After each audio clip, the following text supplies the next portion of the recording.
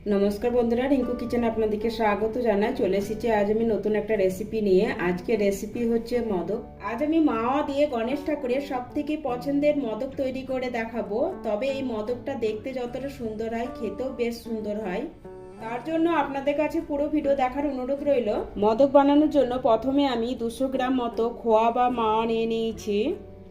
মাওয়াগুলো হাত দিয়ে এভাবে একটু ভেঙে নিয়েছি। এবার ফ্রাই প্যান বসিয়ে দিয়ে দিচ্ছি হাফ চামচ মতো ঘি। ঘিটা গরম হলে মাওয়াগুলো হাত দিয়ে এভাবে একটু ভেঙে দিয়ে দিব। মাওয়াটা হাত দিয়ে এভাবে ভেঙে দিয়ে দিলাম। এবার গ্যাসের ফ্লেমটা লোতে রেখে এভাবে একটু নাড়াচাড়া করে নিব। মাওয়াটা 1 মিনিট সময় রান্না করে নিচ্ছি, আর দেখুন খুব সুন্দর মেল্ট হয়ে গেছে। এবার অল্প একটু এলাচ গুঁড়ো দিয়ে দিচ্ছি, আর এলাচ গুঁড়ো দেওয়ার কারণে মোদকটা সুন্দর একটা ফ্লেভার আসে। এলাচ গুঁড়োর সাথে ভালো করে মিশিয়ে নিয়ে এবার দিয়ে দিচ্ছি 2 চামচ মতো চিনি। আর চিনিটাকে আমি গুঁড়ো করে ব্যবহার করছি।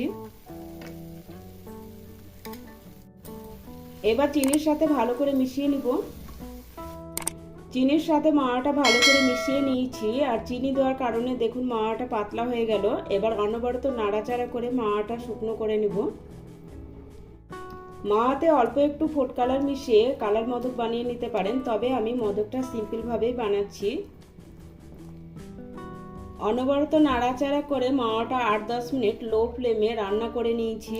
এবার গ্যাস বন্ধ করে মাওয়াটা আমি একটা প্লেটের মধ্যে নামিয়ে নিব, কারণ মাওয়াটা ঠান্ডা হওয়ার পর আর একটু শুকনো হয়ে যাবে। প্লেটে অল্প একটু ঘি ব্রাশ করে মাওয়াটা প্লেটের মধ্যে ঢেলে নিলাম। আর মাওয়াটা দেখুন খুব সুন্দর ঠান্ডা হয়ে গেছে। মোদকটা যাতে দেখতে সুন্দর লাগে তার জন্য অল্প একটু পেস্তা কুচিয়ে নিয়েছি।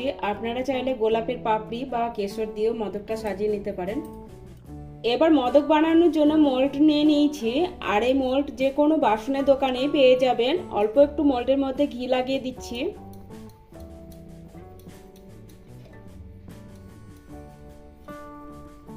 ঘি লাগিয়ে নেওয়ার পর এবার অল্প একটু পেস্তা মোল্ডের মধ্যে দিয়ে দিলাম।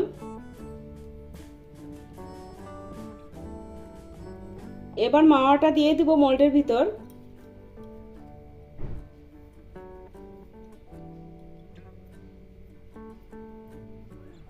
এভাবে একটু চেপে চেপে ভরে নিব, তারপর মোল্ডটা পেস্ট করে দিব।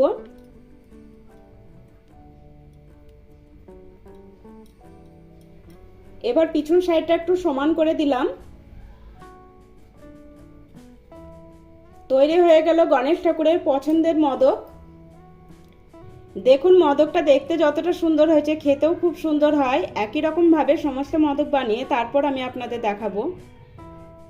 একই রকম ভাবে সমস্ত মোদকগুলো বানিয়ে আমি একটা প্লেটের মধ্যে নিয়ে নিয়েছি। আর আমার এই রেসিপিটা আপনাদের ভালো লাগলে লাইক, শেয়ার, সাবস্ক্রাইব করে পাশে থাকার অনুরোধ রইল।